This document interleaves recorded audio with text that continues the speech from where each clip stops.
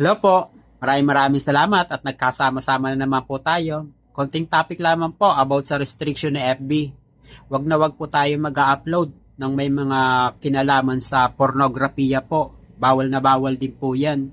At isa pa po, ang pag-upload ng may mga halong, lalong-lalo na po sa mga pinagbabawal na gamot. Bawal na bawal din po yan. Isa din po yan sa makakapagbigay ng restriction sa atin at baka mapatawan po tayo ng violation. Kaya iwasan po natin yan.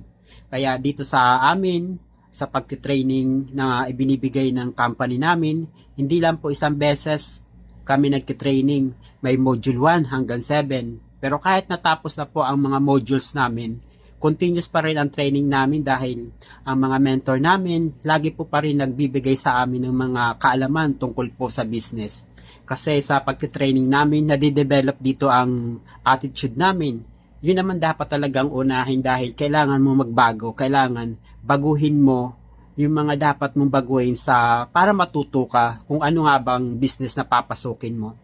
Pero bago mo magawa yan, kailangan bigyan mo ng oras. Bigyan mo ng oras ang business na to dahil napakahalaga po para pagtuunan ng pansin kung papasok ka po. Kahit sa ang negosyo, kailangan paglaanan mo pa ng oras.